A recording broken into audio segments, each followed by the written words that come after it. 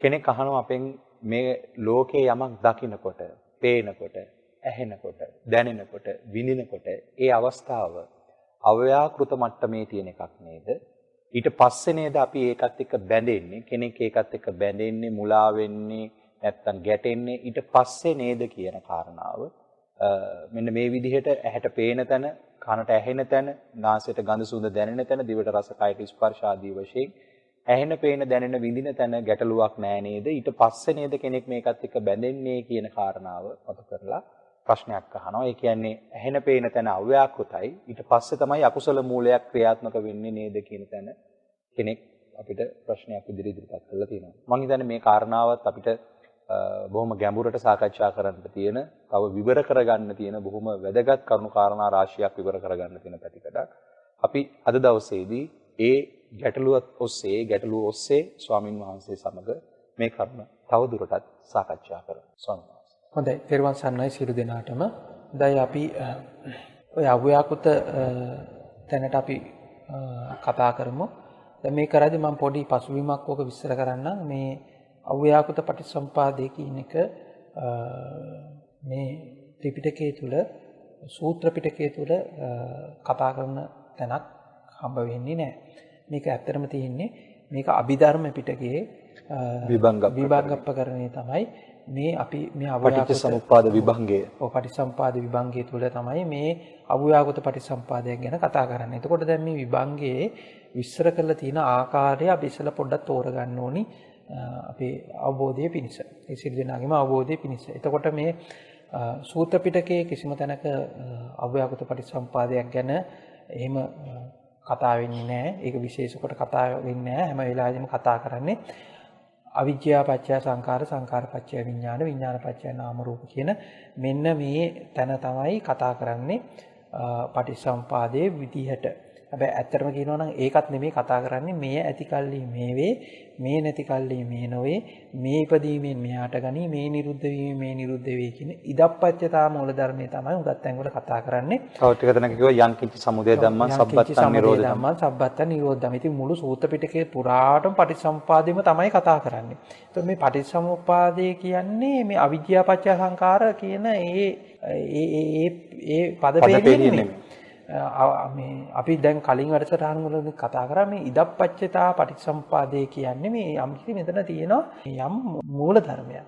යම් මේ අවබෝධ කරගන්න යම් ක්‍රමවේදයක් තියෙනවා. අන්න මේ අවබෝධයක් තියෙනවා. මෙන්න මේ අවබෝධය මේ වචන පද වලින් කියා ගන්න බැරි මේ අවබෝධය විස්තර කර ගැනීම සඳහා එක එක ක්‍රමවේද තමයි පාවිච්චි කරලා තියෙන සූත්‍ර පිටකයේ පුරාටම. විවිධ ආකාරයන් පාවිච්චි කරලා තියෙනවා. එතකොට අපි මේක හතරකට කතා කරලා චතුරාර්ය සත්‍ය විදියට, එහෙම නැත්නම් තව තැනකදී රූප වේදනා සංඥා සංකාර විඥාන විදියට, තව විදිහකට අවිජ්ජා පත්‍ය සංකාර, සංකාර පත්‍ය විඥාන විදියට, තව විදිහකට මේ ඇති කල්ලි මේ වේ, මේ නැති කල්ලි මේ නොවේ, මේ හට ගැනීමෙන් මේ හට ගනී, මේ නිරුද්ධ වීමෙන් මේ නිරුද්ධ වෙයි කියලා ආකාර විදියට හරි මේ විදිහට සූත්‍ර පිටකේ එක එක ආකාරය විස්තර කරලා කරගෙන තියෙන නායි නැවතත් පටිච්ච සමුප්පාදේම තමයි. හැබැයි දැන් අපි මේක අභිධර්ම පිටකේ විභංගප්පකරණයට යනකොට දැන් අපිට පේනවා මේ අභිධර්ම පිටකේ ධම්මසංගණි ප්‍රකරණේ මේක මේ චිත්තචෛතසික රූප නිබ්බාන කියන මේ කොටස් ටික එක එක විදිහට විස්තර කරගෙන ඇවිල්ලා ඒකට මූලික අර්ථකථන ටික සකස් කරගෙන ඇවිල්ලා ඊට පස්සේ විභාගප්පකරණේ එනකොට මේ විභාගප්පකරණේ මේක විස්තර කරන මේ ලෝකය කියන්නේ මොකක්ද කියන තැන තමයි අත්තර මෙතන විස්තර වෙන්නේ. ඒක ලෝකය මොකක්ද කියන තැනකට එනකොට විභාගප්පකරණේ ඒක බොහොම පැහැදිලි සඳහන් වෙනවා. ඒක මුලින්ම පටන් ගන්නෙ පංචස්කන්ධ විභංගය. ඒකට හොඳට මතක තියාගන්න ඕනේ. එතකොට එතන මේ අපිට පංචස්කන්ධය, පංච උපාදානස්කන්ධය කියලා දෙකක් ගැන කතා කරන්නේ නැහැ. මොකද ඇත්තටම පංචස්කන්ධය, පංච උපාදානස්කන්ධය කියන්නේ ඇත්තටම එකටම හටගන්න එකක්. ඒක නිකන් වෙනම වෙන් කරන්න බෑ. එතකොට දැන් මේ පංචස්කන්ධය, පංච උපාදානස්කන්ධය කියන එක මේ අපි රූප වේදනා සංඥා සංකාර විඥාන විදිහට විස්තර කරගන්නවා ලෝකේ. මේ විස්තර කරගන්නවා අපි පළවෙනි තැනදී. ඊට පස්සේ අපි එතනින් ඇවිල්ලා දැන් මෙතනදී අර මම කලිනුත් විස්තර කරපු විදිහට මේ රූප වේදනා සංඥා සංකාර විඥාන කියනකොටම අපිට එන කෙනෙකුට එන ලෞකික අදහස තමයි රූපේ වෙනම පැවතුණා. ඒ රූපෙහිඳ වේදනාවක් හටගත්තා. ඒ වේදනාවෙහිඳ සංඥාවක් පහළ වුණා. ඒ සංඥාවෙහිඳ සංකාරයක් පහළ වුණා. ඒ සංකාරෙහිඳ විඥානයක් පහළ වුණා. හරි. දැන් එතකොට රූපෙහිඳ වේදනාවක් හටගත්තා. රූප වේදනා සංඥා සංකාර විඥාන වලින් පිට ලෝකයක් පනවන්න බෑ අපිට. රූපේ හින්දා වේදනාව පහළ වුණා. නම් වේදනාව පහළ වෙච්ච ගෙනා එතකොට කොහෙද හිටියේ? රූප වේදනා සංඥා සංකාර විඥාන කියන දැන් පහ විතරයි නම් පරමාර්ථ ධර්මයේ විදිහට අපි දැන් මෙතනින් ගමු දැනට එතනින් ගන්නකොට අපිට පේනවා රූපේ නිසා දැන් අපි බොහෝ පිරිස් ගන්න විදිය සහ විස්තර කරන විදිය මෙන්න මේ විදියයි. රූපේ නිසා වේදනාවක් පහළ වුණා. ඒ වේදනාව නිසා සංඥාවක් පහළ වුණා. ඒ සංඥාව නිසා සංකාරයක් පහළ වුණා. ඒ සංකාරය නිසා විඥානයක් පහළ වුණා. ඒකෝ රූපේ නිසා වේදනාව පහළ වුණේ කොහෙටද? කාටද? අන්න ඔතනට එනවා.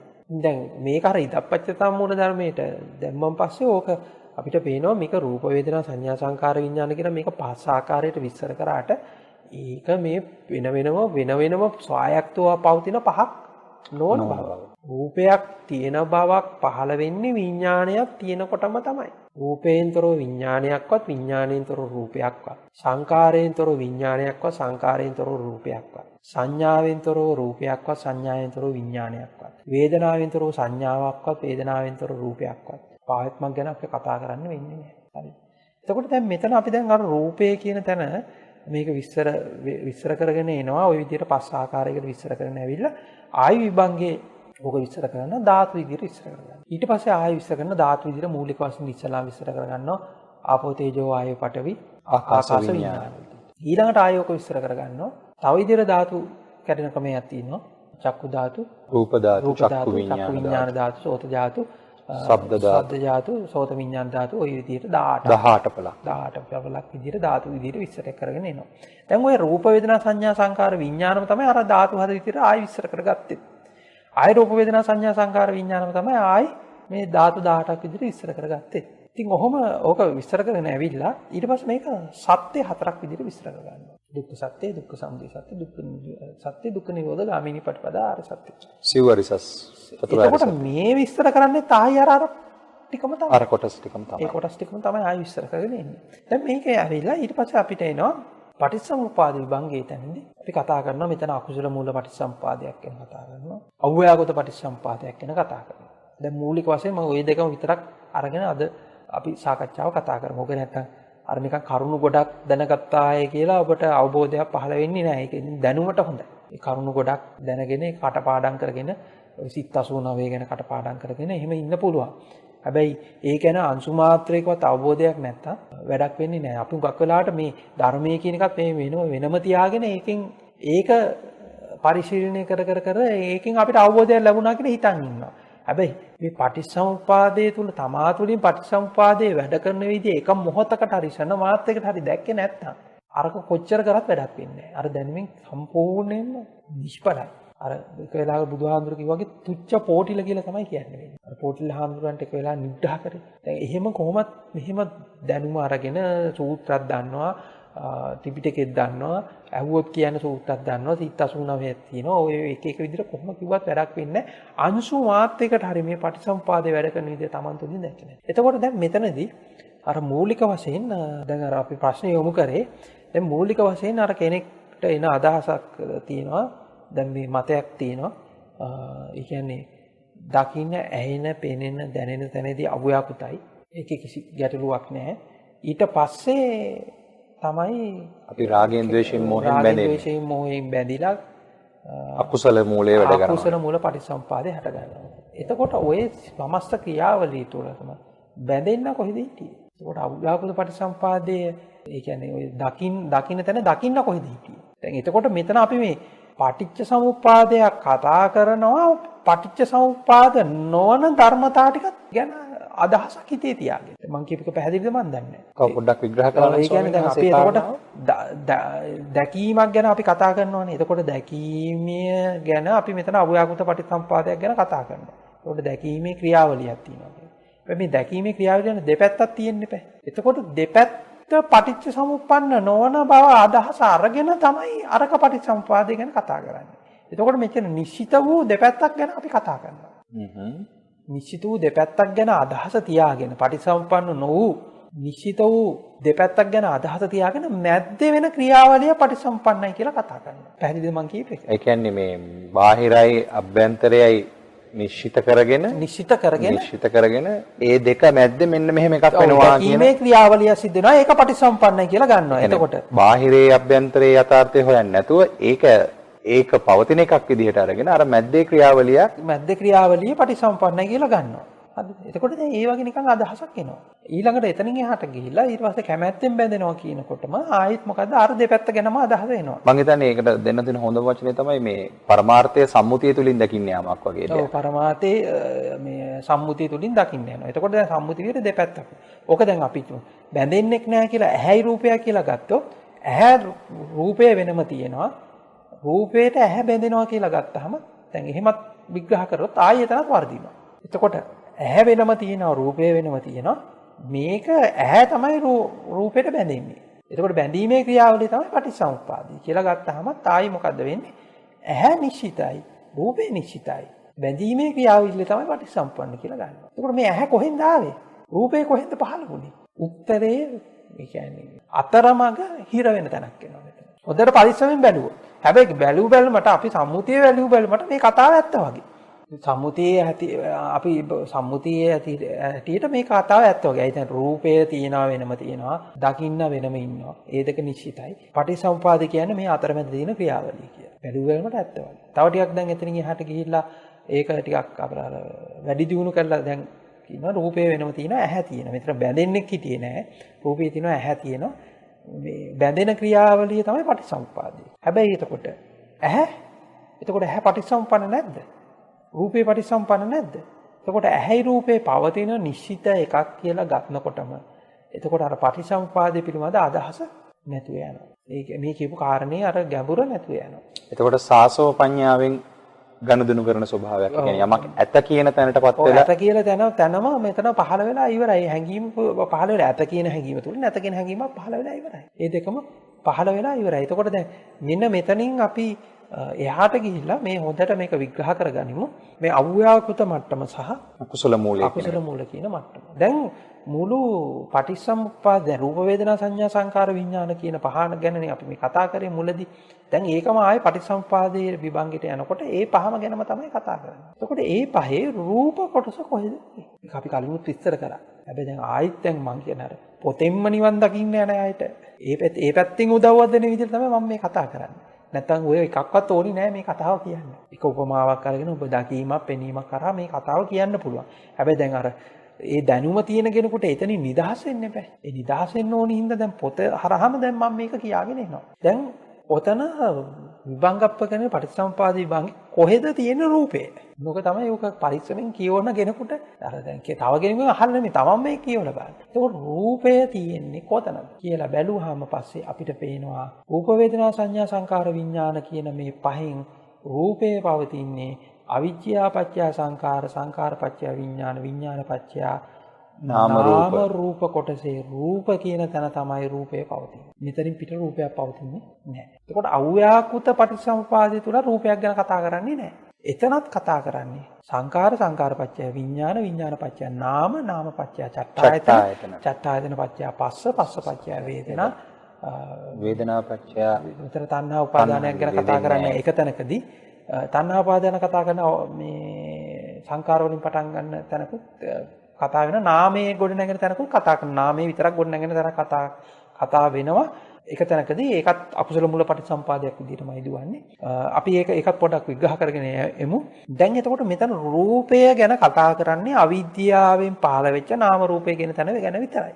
එතන විතරයි රූපය ගැන කතා කරන්නේ. දැන් මේ ඔබ වහන්සේ සඳහන් කරන අර ස්කන්ධ විභංගයේ රූප වේදනා සංඥා සංකාර විඥාන විග්‍රහයට අදාළව ඒ විග්‍රහ කරන රූපය පටිච්චසමුප්පාද විභංගයේ කොහෙද විග්‍රහ කරන්න කියන තැන ගියාම ඒක විග්‍රහ වෙන්නේ අකුසල මූල පටිච්චසමුප්පාද විග්‍රහ කරලා තියෙන තැන නාම රූප කියන තැන තමයි එතන රූපේ යෙදිලා තියෙන්නේ. රූපේ යෙදිලා තියෙන්නේ. යෙදිලා තියෙන්නේ එතන. එතන තියෙන්නේ වෙන කොහෙවත් යෙදිලා නැහැ. ඒකට පටිච්චසමුප්පාදයෙන් පිට රූපයක් ගැන කතා කරන්න බෑනේ. ඒකට පටිච්චසමුප්පාද රූපය කොහෙද තියෙන්නේ කිව්වොත් ඔතන තියෙන්නේ. එතකොට දැන් මේ නාම රූප ගැන එතන විස්තර වෙනවා විභංගයේ. මොනවාද මේ නාම රූප කිව්වම රූපය මොකක්ද කියලා අහුවම නාමය කිව්වම වේදනා සංඥා සංකාර. රූපය මොකක්ද කියලා අහුවම චිත්ත සමුට්ඨාන වූ චිත්තද වූ රූප සහ චක්කායතන සෝතායතන ගානායතන දිවආයතන කායායතන කියන මේ ආයතන හයේ ඉපැත්ම තමයි රූපය කියලා කියන්නේ. කියලා බොහොම පැහැදිලිව සඳහන් වෙනවා. එතකොට දැන් මෙතන මේ රූපය කියන්නේම දැන් අපි අර අතන දැන් අර මුල කිව්වා රූප වේදනා සංඥා සංකාර විඥාන කියන තැන ඇහැ ගැන කතා කරේ නෑනේ. කන ගැන කතා කරේ නෑ, නාසය ගැන කතා කරේ නෑ, දිව ගැන කතා කරේ නෑ, කය ගැන කතා කරේ නෑනේ. එතකොට ඇයි මේ මන නම් අපිට විඥානය කියලා දාගන්න පුළුවන්. හැබැයි අර පහ ගැන කතා කරේ නෑනේ. හැබැයි එතකොට මේ රූප වේදනා සංඥා සංකාර විඥාන ටිකේ කොහෙද තියෙන්නේ මේ ඇහැ කන නාසය දිව ශරීරය කියන පහ. ප්‍රශ්නයක් එනවා. මේ ප්‍රශ්නයක් එනවා මේක කවුරුත් හිතන්නේ. ඇත්තටම මේ ඇහැ කන නාසය දිව ශරීරය කියන්නේ ආයි මොකද්ද? රූපයක්මයි. ඇහැ කන නාසය දිව ශරීරය කියන්නේ ආයි නැවතත් බැලුවහම රූපයක්මයි. රූපයක්ම. ඒකයි ආයේ අතන නාම රූප තැන චක්කායතන සෝතායතන ගාහනායතන ජීවහායතන කියලා කිව්වේ. ස්වාමීන් වහන්සේ පටිච්චසමුප්පාද විභංගයේ මට මතක හැටියට අකුසල මූල මේ කාරණාවේදී විග්‍රහ කරන්නේ සතර මහා භූත සතර මහා භූතයන් නිසා උපාදාය රූපය. ඔව් ඒක මුලදී විස්තර කරනවා. මුලදී විග්‍රහ කරනවා. මුලදී විස්තර කරනවා. ඒක එතනට එන්නම් මන්ද. අපි එතනටත් එතනට එනවා. දැන් ඔය ඔක්කොම මේ පැහැදිලි කරගෙන යනකොට ඔය ඔක්කොම එනවා. සමස්ත කාරණාව. එහෙමයි. එතකොට දැන් මෙතනදී අපි ඉස්සලාම දැන් ඔය ඇහැ රූපේ තියෙනවා කියන තැනින් ඔක පටන් ගන්න යනවා. ඇහැ රූපේ තියෙනවා කියන තැනින් අපි පටන් ගන්න. දැන් ඔතනදී අපිට දැන් පේනවා රූපයකින් රූපාරම්මණයකින් තොරව රූපයක් ගොඩ නැගෙනවා. ඉගෙන කතා කරන්න බෑනේ අපිට. බෑ. රූපාරම්මණයකින් තොරව. දැන් උදාහරණයක් විදිහට දැන් මම මේ පොත ගන්නවා මේ වෙලාවේ. මේ පොත පෙන්නනවා.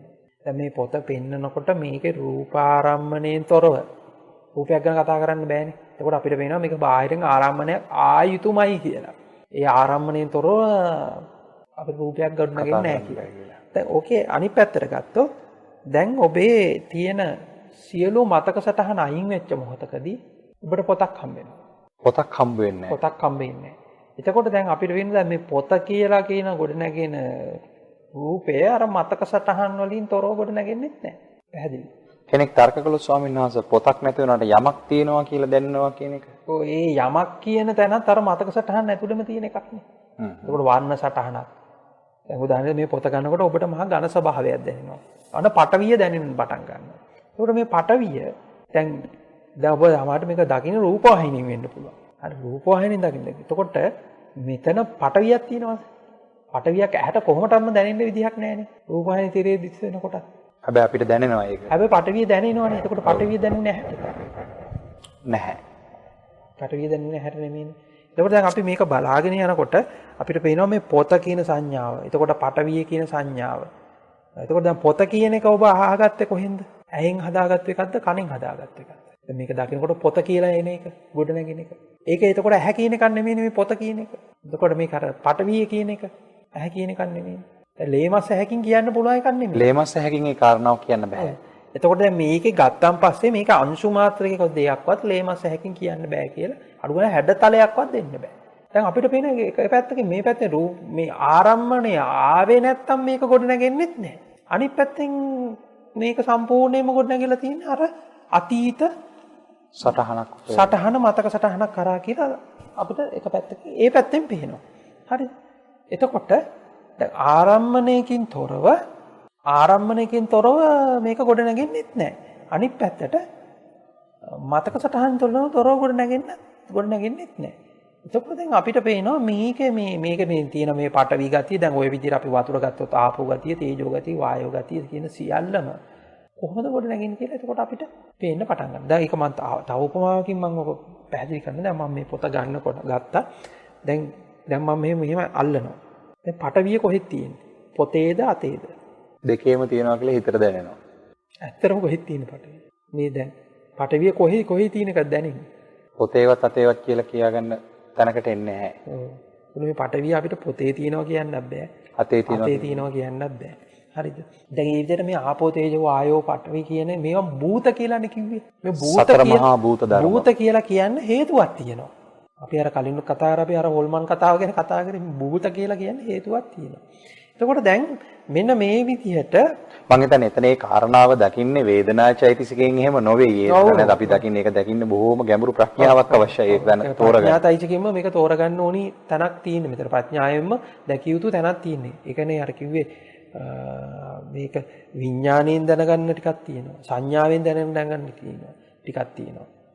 ඊළඟට විඥාණයෙන් දැනගන්න ටිකක් තියෙනවා. ඊළඟට ප්‍රඥාවෙන් දැනගන්න ටිකක් තියෙනවා. අපි හැම වෙලාවෙම පුතග්ජන මට්ටමකදී දැනගන්නේ සංඥාවෙන්මයි. මේ සංඥාවත් විඥානයත් ඉක්මවා ගිය තැනක තමයි විඥාණයෙන් දැනගන්නේ. ප්‍රඥාවෙන් දැනගන්නේ. ප්‍රඥාවෙන් දැනගන්නේ. හරි. එතකොට දැන් ඔහොම බලන් ගියාම අපිට පේනවා මේ රූපය කියන එක ඇත්තටම චිත්තද වූ චිත්ත සමුට්ඨාන වූ රූපයක් බව.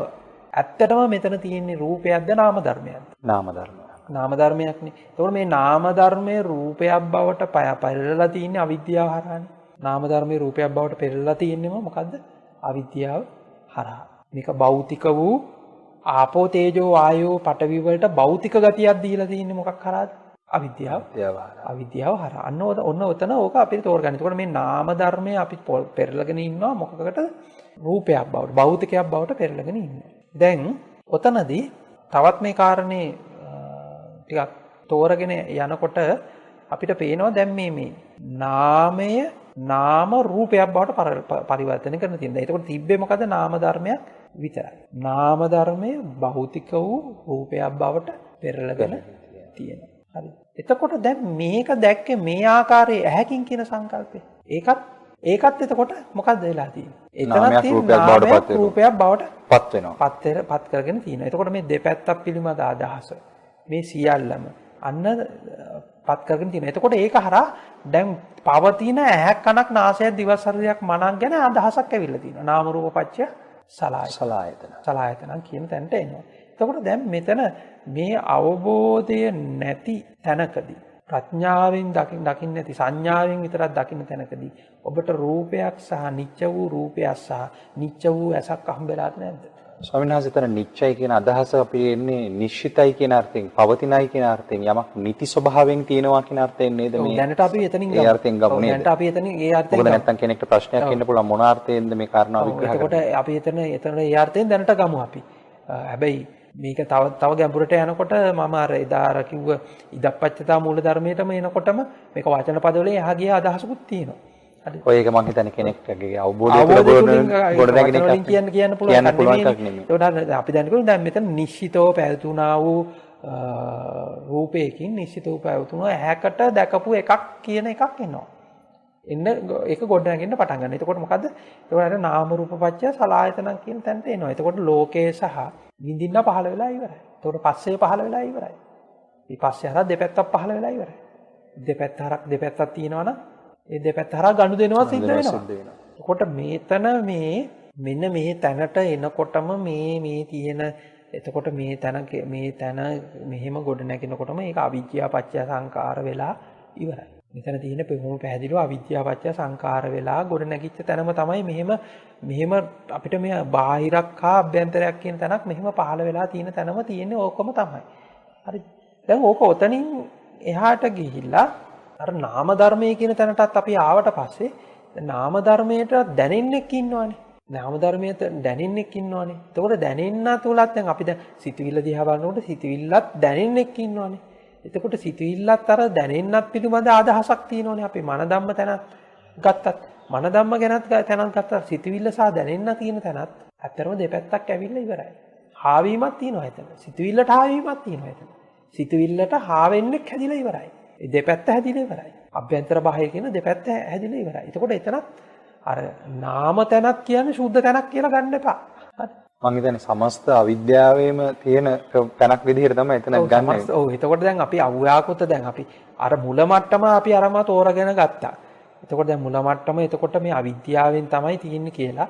ඊට පස්සේ අපි නාම මට්ටමට ආවා. නාම මට්ටම සුද්ධ තැනක් කියලා එහෙම ගන්න. ඔය එතකොට ආයෙ එතන හිටියොත් එතන අපිට පැටලෙන්න පුළුවන්. එතකොට මේ නාමයේ සහ නාමයේ දැනගන්න පවතිනවානේ.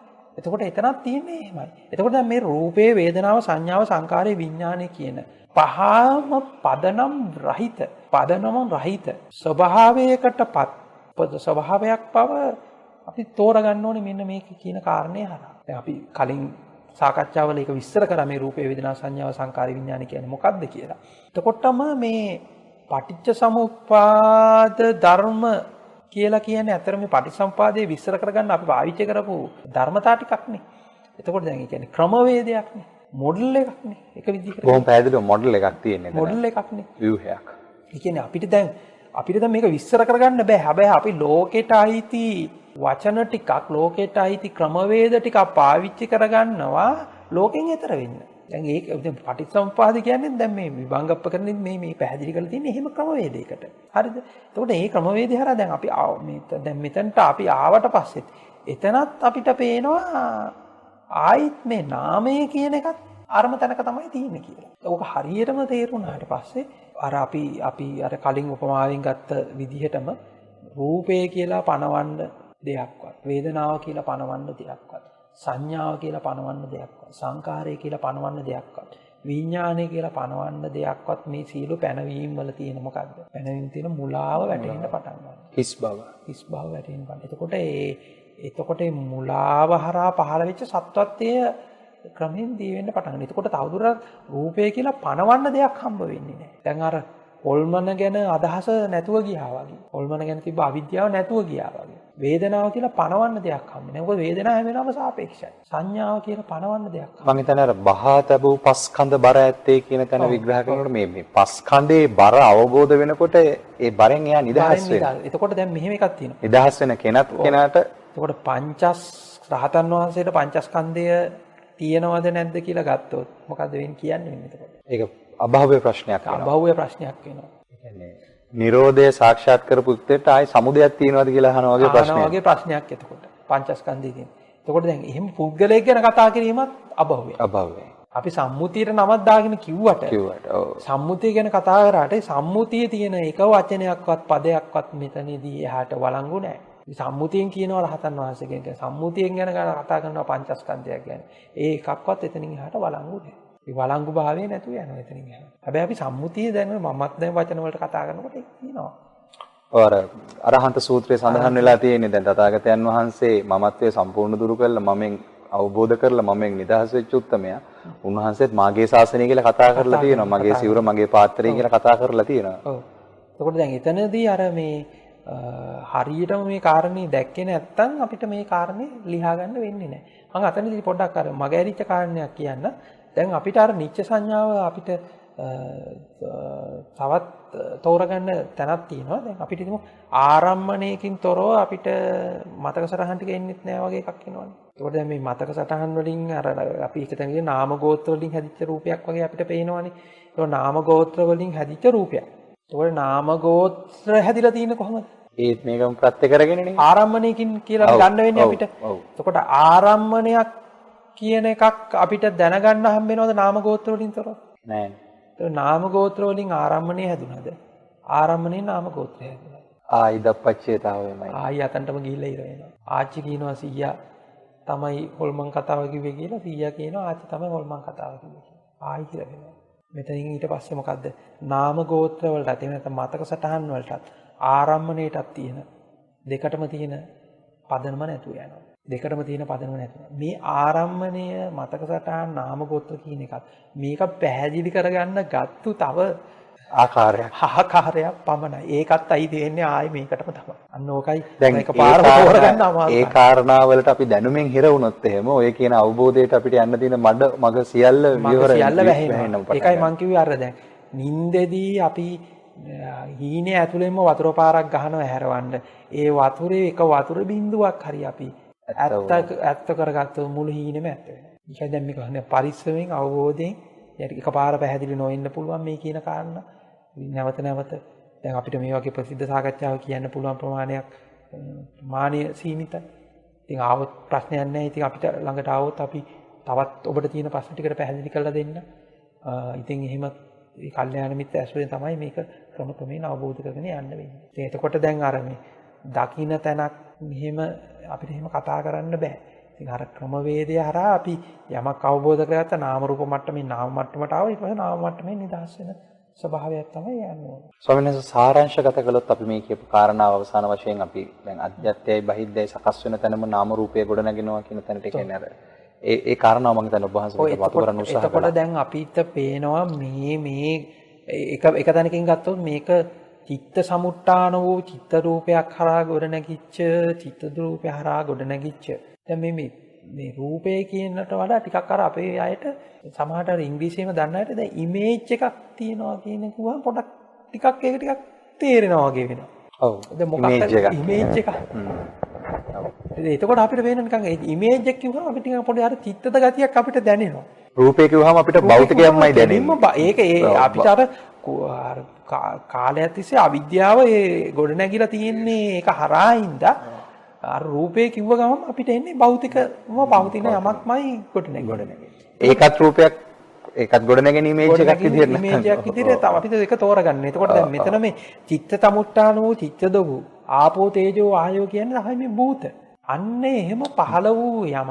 ගති ස්වභාවය. ගති ස්වභාවයක් ඇත්තටම භෞතික තියෙන බාහිරකට පැනවීම හරහාම තමයි ඒ ස්වභාවයකින් යුතුව අභ්‍යන්තරයක් පහළ වෙන්නේ. ඇහ කනක් නාසයක් දිව ශරීරයක් මනක් සහිත අභ්‍යන්තරයක් පහළ වෙන්නේ. ඒකට මේ බාහිර අභ්‍යන්තරය අතර වෙන ගනුදෙනුවක් පහළ වෙන්නේ. ඕකටම තමයි ඉතින් මේ පටිසම්පාද මේ විභංගේ මේ පටිසම්පන්න ධර්ම හරහාත් ආයි විස්තර කරගන්න යන්නේ අපි අර ඉදප්පච්චතාවයම තමයි. එතකොට අපි ඒක මූලික මට්ටමින් නිදහස් කරාන් පස්සේ අපි එතන එනවා නාමපච්චය චට්ඨායතන තැනට එනවා. එතකොට මෙතන නාම ධර්මයක් විතරයි. එතකොට මේක දැනිච්ච චට්ඨායතනය. 6 වෙනි ආයතනය. මන ආයතනය. මන ආයතනෙන් ඉඳින්න ආව මේ එකක් විතරයි. හැබැයි දැන් ඒක එතනිනුත් එහාට ගිහිල්ලා අපි දකින්න ඕනේ. අපි ගිය සතිය අපි පස්ස සහ පස්ස සමුදේ විස්තර කරගත්තා. එතකොට මේක හිතේ හදාගත්ත කියන තැනත් ඉක්මවා යනවා. මාගේ පර මූල ධර්මයේ දකින්න පටන් ගන්නවා. ඉදප්පච්චිතාවය. ඔව් නැත්නම් මේක නිකන් අර විඥානවාදයක දැන් කටියන නිකන් විඥානවාදයක් වගේ වෙන්න පුළුවන් ඉඩකඩ වැඩි. විඥානවාදය නෙමෙයි. හිතේ හදාගත්තු එකටත් වඩා බොහොම එහා තැනක්. එතකොට හිතේ හදාගත්තු එකටත් පදනමක් නැහැ. එතකොට ඒ පදනමත් ඉක්මවා